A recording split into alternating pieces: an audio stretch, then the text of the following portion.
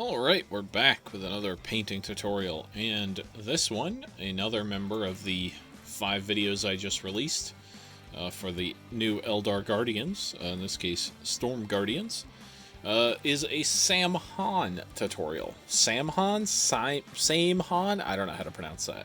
Some weird Eldar word. Anyway, this is that craft world. I primed him in Chaos Black Spray, and then Zenithaled him with Wraithbone. I know it looks like Grayseer on camera. I promise you it's Wraithbone. So, let's get started. First of all, with Blood Angels Red. We're going to put this all over the armor, except on the helmet. The helmet is going to be white, so we do not want any red to touch it. Everywhere else, we will put this Blood Angels Red on. This guy is actually going to be very few colors. It's going to have red, going to have a white head, some black weapons, maybe some silver details somewhere. And that, I think, is going to be about it. A lot of these craft worlds are pretty simple to paint. The point of this paint job, and all of these paint jobs in these 5 videos, is not to win any competitions or win a golden demon or anything like that. It's just to get an army on the board quickly and to earn those 10 paint points. So I will finish up putting this all over his armor. I will let it dry, and then we will come back and do the next step. Alright, we're back, and our red is all nice and dry. And now, we're going to move on to some Apothecary White, and we're going to put that on the helmet. Give this a good shake. And then, I'm just going to put this on the helmet. It's not going to change the color much, but it'll give us just a little bit of definition on the helmet. And that's all we really need. We just don't want it to look like just straight up primer. Even though our primer is what's giving us the main bulk of the color here, just don't want it to look like it's the primer doing it. Alright, there we go. So, I'll let that dry, and we'll come back and keep going. Alright, we're back, and our white is nice and dry. Now we're going to do the weapons, and these are going to be done in Skeleton Horde.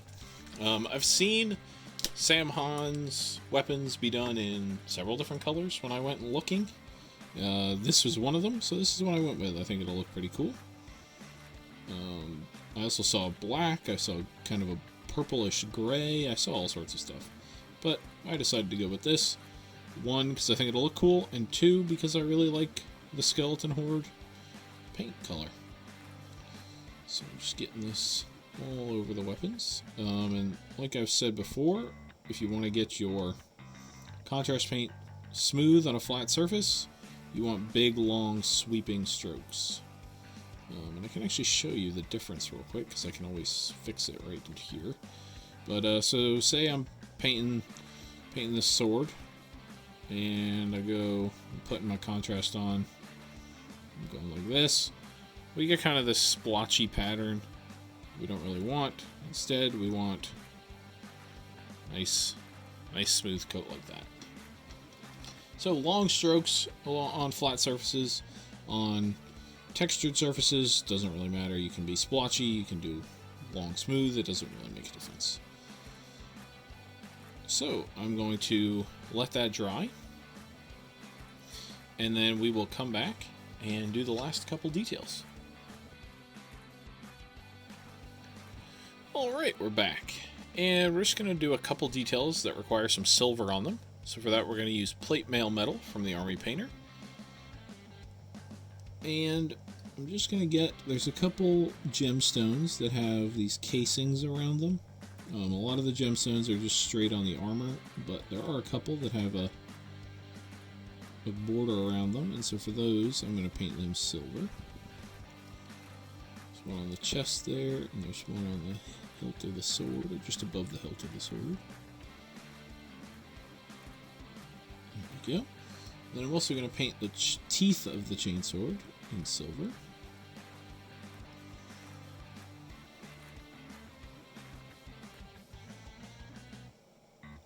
Make sure to get the other side. Make sure to be on camera. It's also a good choice. There we go.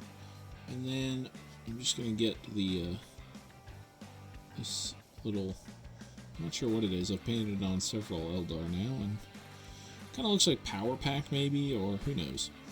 And then the last detail for this silver is these little buckles here on the armor. They look like buckles to me. It could be something else. It could be some fancy Eldar technology I'm not familiar with. But for me, they're going to be buckles, and they're going to be silver. And the last one right there. Alright, so I'm going to let that dry, and then come back and do the gemstones.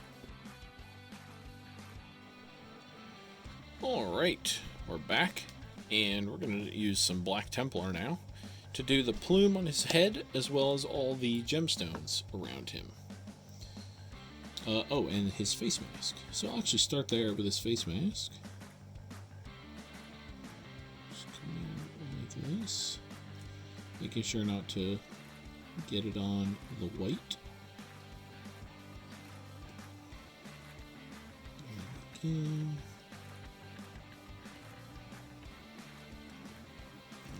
go. Alrighty. And then the plume on his helmet.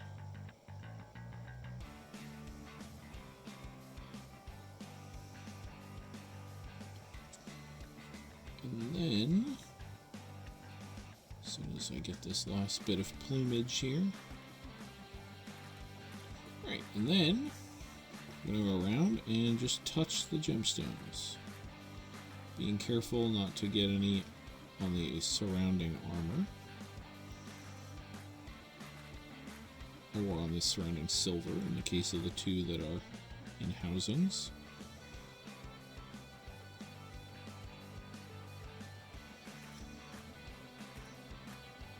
And besides the fact that a lot of the color schemes I saw had the gemstones in black, the other thing these black gemstones will do is, especially on the weapons, will lighten the weapons even more, moving them even more towards a cream color, which is what we want.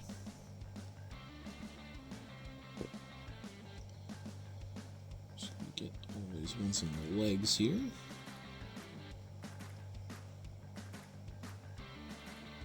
Put one up there. One down here.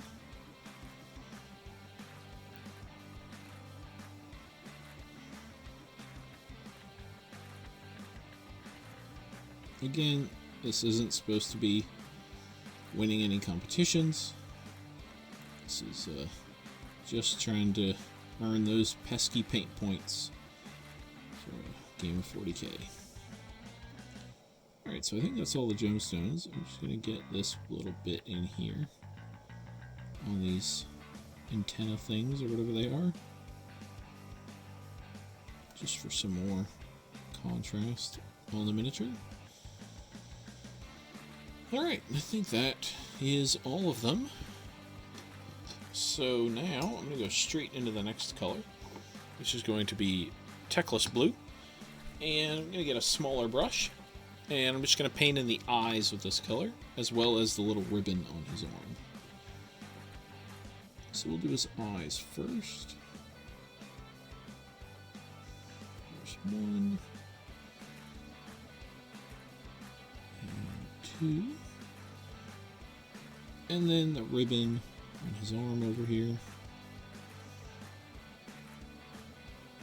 Just being careful not to bump the red.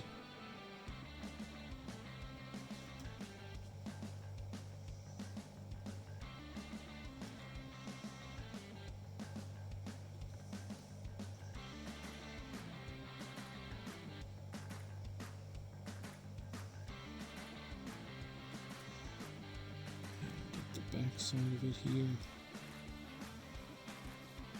and right there. And I think that will do it for the blue. So now I'm going to let everything dry. We'll come back, do the Gnome Oil, and that will be the last step.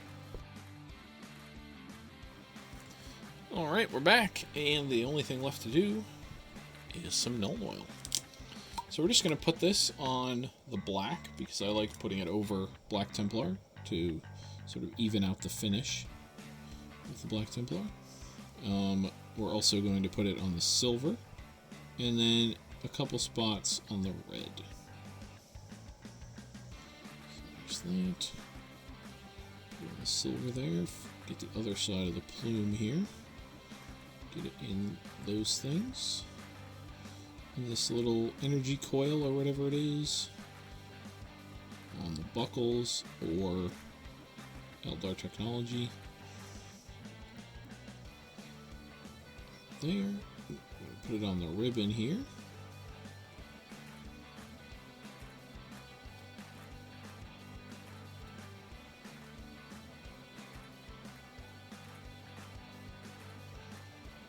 And then I'm just going to put this up and around the neck area. And on the abdomen there, and around back here. Just to give the miniature a little bit more contrast. Alright, and then just in here and there. Alright, so right about now, you should be seeing some pictures of him all done on his base. A simple base, but enough to get you those 10 points, which again was the whole point of this tutorial, is just to get that army on the board, check off that nice little checkbox for 10 points at the end of your game. So, thank you everybody for watching. Make sure to go check out the other videos. There are 5 videos up right now, one for each of the main craft world. But yeah, if you enjoyed it, feel free to like the video and subscribe to the channel. Otherwise, again, thank you all for watching, and I will see you next time.